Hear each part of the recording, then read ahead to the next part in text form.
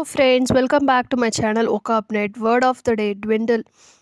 Dwindle வந்து verb-ஆ பார்க்கப்படுது. Dwindleக்கு meaning பார்த்தீங்கன்னா to become smaller or weaker.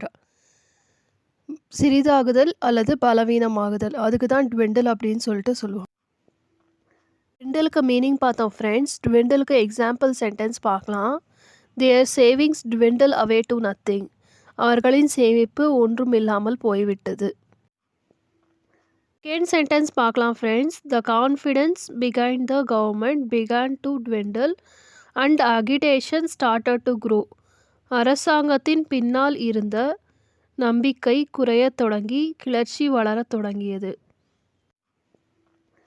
Third sentence பார்க்கலாம். Her hopes of success in the race dwindled last night as the weather became worse. நேற்றிரவு வானிலை மோசமடைந்ததால் பந்தயத்தில் வெற்றி பெறும் என்ற அவரது நம்பிக்கை குறைந்தது. dwindleக்கு எக்ஸாம்பிள் சென்டென்ஸ் பார்த்தோம் ஃப்ரெண்ட்ஸ். dwindleக்கு இப்போது சினானிம்ஸ் பார்க்கலாம்.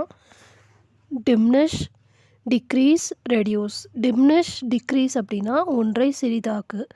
reduce அப்படின்னா எண்ணிக்கை, விலை, உருவளவு முதலியவற்றை குறை அல்லது சிறிதாக்கு. dwindleக்கு சினானிம்ஸ் பார்த்தோம் ஃப்ரெண்ட்ஸ். dwindleக்கு ஆன்டனிம்ஸ் பார்க்கலாம். இன்க்ரீஸ் அப்படின்னா எண்ணிக்கையில் அல்லது அளவில் அதிகமாக்கு அல்லது அதிகப்படுத்து. ஃப்ளோரிஷ் அப்படின்னா வலுவுடனும் ஆரோக்கியத்துடனும் இருத்தல். dwindleக்கு ஆன்டனிம்ஸ் தெரிஞ்சுக்கிட்டீங்க ஃப்ரெண்ட்ஸ். வேறு ஏதாச்சும் வேர்டுக்கு மீனிங் தெரிஞ்சுக்கணுன்னா மறக்காமல் கமெண்ட்டில் சொல்லுங்கள். நாங்கள் கண்டிப்பாக அது ஒரு வீடியோவாக எடுத்து போடுவோம். தேங்க்ஸ் ஃபார் வாட்சிங். Please like, share and subscribe to this channel.